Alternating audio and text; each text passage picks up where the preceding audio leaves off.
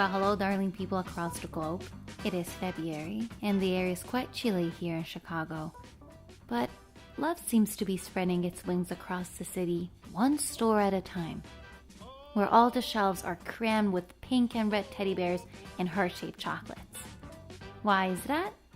Well, because Valentine's Day is just around the corner.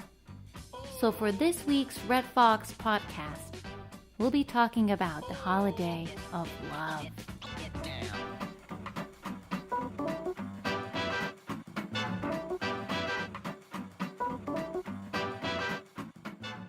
We are here today with Lane. How are you, Lane? I'm good. How are you? I'm fine, thank you. So today we will be talking about Valentine's Day. So do you like Valentine's Day? I do and I don't. I think that Valentine's Day is a very commercial Hallmark holiday, if you will. So girls usually get chocolates or flowers from their guy. And to me, I'd rather be surprised with flowers any other day. I feel like it's very forced to give gifts on a certain day just because that's what everyone does. Yeah, that makes sense. I understand. Okay. It'd be more special to me to have a random day to be given gifts. Mm-hmm. But then at the same time, it is nice to have, it's guaranteed to, if you have a good boyfriend or girlfriend, yes. You're guaranteed to have a good time on this day because it is set as a love holiday. That's very true, very true. So you mentioned chocolates. Yes. Is it a specific tradition that you guys have here in the U.S.?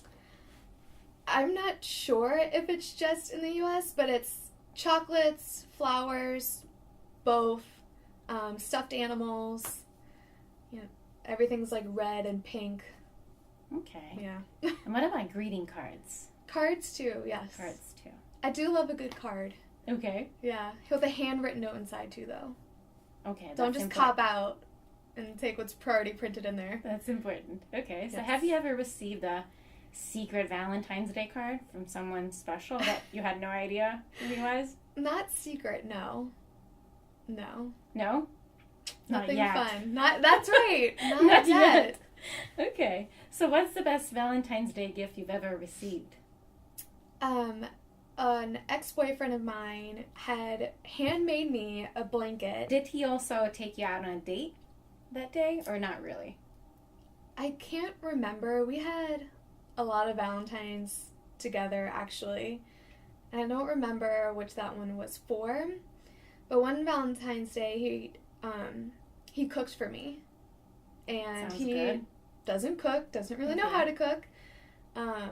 But so really it was special that he learned, asked his mom for a recipe and got all the ingredients and learned how to do it and provided the wine, and I set the table all nice, but he provided the flowers, and so that was really special because it was out of his comfort zone and that he tried something new and different for him to make me feel special. Oh, that sounds wonderful. Yeah. Do you remember what he cooked?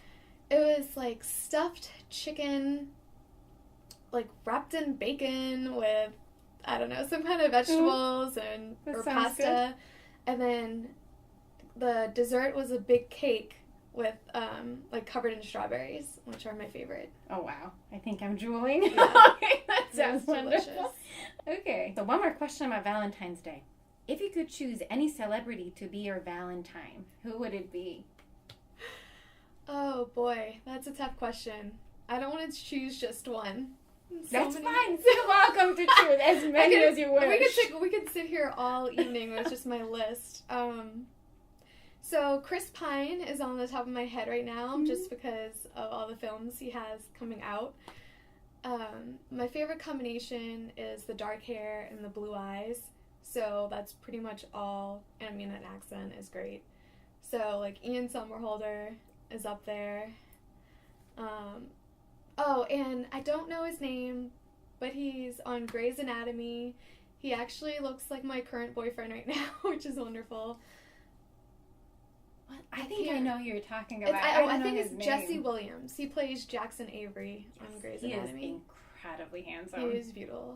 Yes. I think you have a great taste.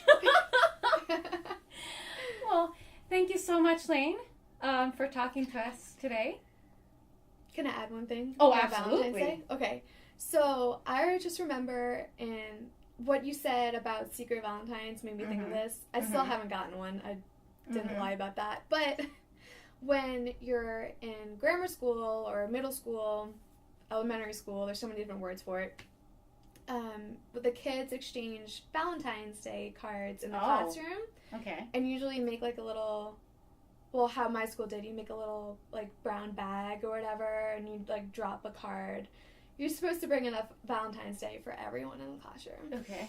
And I just remember going to the grocery store, supermarket with my mom, and you had to pick out the best Valentine's Day cards because they'd have the popular themes like some boy band with the Backstreet Boys, NSYNC, or you'd have just the heart ones, or the guys had Spider-Man or Superman, and all different kinds to choose from, and some had sparkle, some had, and you had to get the best one in the class, and that was like a big deal to get those, to buy and get those. So which one was your favorite? Do you remember the favorite? My favorite, they were, the ones I got, I got one from, it was like second grade. I got one from my crush, and I was so excited, and I had made a special one for him too. And so it was really cute. Oh, that's adorable. That is super adorable. That's super adorable. So thank you so much for being with us tonight, Wayne. And happy Valentine's Day. Thank you. My pleasure. Thank you for listening to RedFox ESL's podcast. And be sure to follow us for more.